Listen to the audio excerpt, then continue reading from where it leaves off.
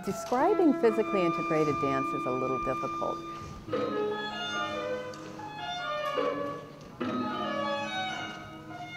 Axis is definitely a cutting-edge dance company in the mixability arena, probably in the contemporary dance arena throughout the USA.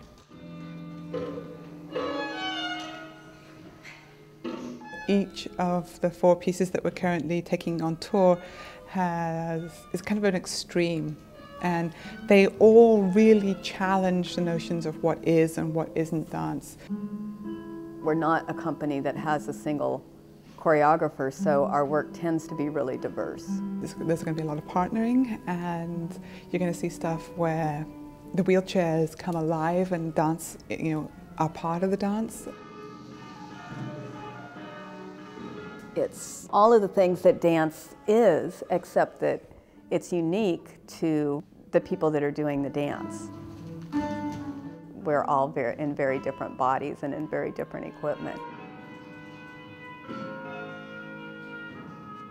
I don't know what draws people to come see our performances necessarily, other than that I think it is a more accessible form of dance for people. But I think everyone comes away with something different. When we started Axis back in 1987, it really was an experiment. We did one performance, and we just got so excited by the innovation of it and by doing something that we didn't know anyone else was doing. What you're going to see is going to vary on the piece. In this particular repertory that we're doing now, we have a dance theater piece. I got my picture in the newspaper. It was a big one too. It's a piece by Joe Good, and he's, internationally known for his dance theater work. The show looks beautiful, and it's shaped and sculpted beautifully. Power wheelchairs are powerful. We use the wheelchair as a way to lift people. I suppose you could call it a prop. It's a tool that I use, which is an able-bodied person can use or not use, so there's so many variable concepts around what I bring into dance. To be a cutting-edge company, we have to put in the groundwork, and that's what Axis does. Behind the scenes, we work hard.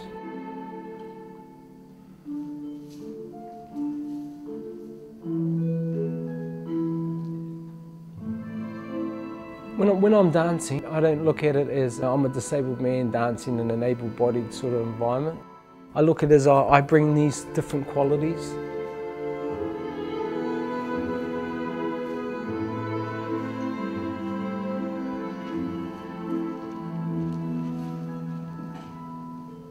And then we have a piece by Kate Weir, who's an emerging choreographer from New York,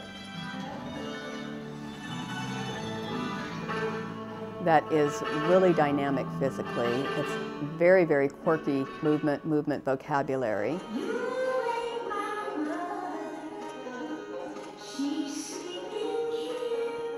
In general, motorized wheelchairs can carry people longer than most people carrying a body.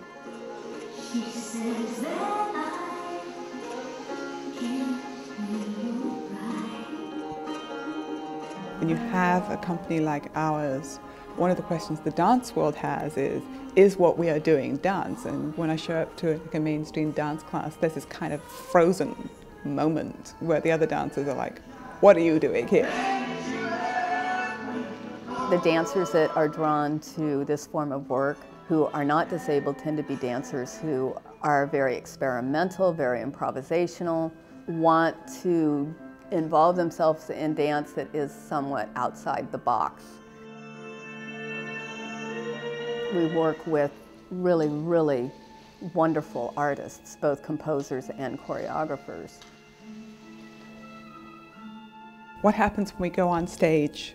What do people think they're seeing when they're looking at us? Us as a company and the makeup of who we are, we're telling people, here we are, you can look at us. Go ahead and stare. This is what you do when you're an audience member. It is dance, and the movement speaks.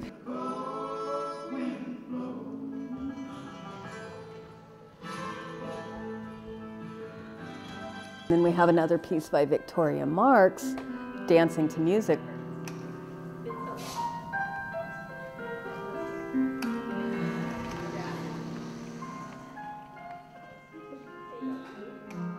It's even more intense when you look at these people and you're like, they're only moving their heads.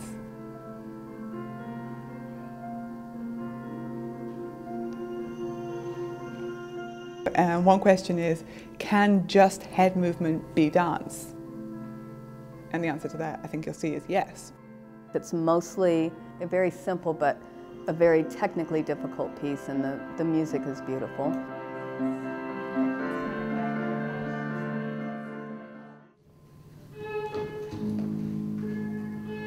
And then our last piece is Waypoint by Margaret Jenkins. There's going to be some wild physical stuff. And it's, you know, a very contemporary piece. It's very difficult. The music is by Fred Frith, and he used some of my wheelchair noise in the actual soundtrack. You know, that dance is 14 minutes of full out, flat on physicality.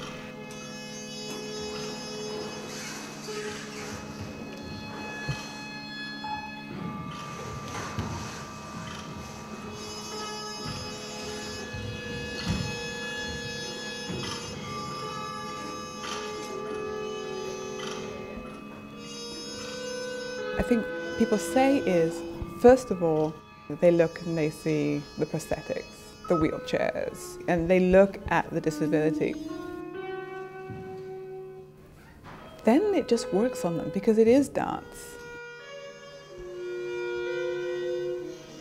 You know, when people talk about ballet, they have a language to speak about ballet that's, you know, 100 years old.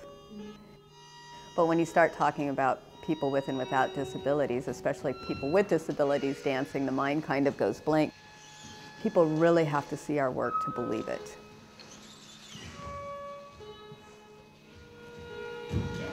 I know when we first started, we even had this question, were people responding to us because they thought, oh, aren't they brave, and this is therapy, and how good of them. I think it's gone beyond that, and I think it's really gotten recognized. It's a very professional environment where I'm dancing with some top dancers, you know, with and without disabilities. We're dancing with a passion as well. We capture people, we open their minds, we change their minds, because it's not really imaginable. I mean, how do you imagine that and let what we do unless you've seen it?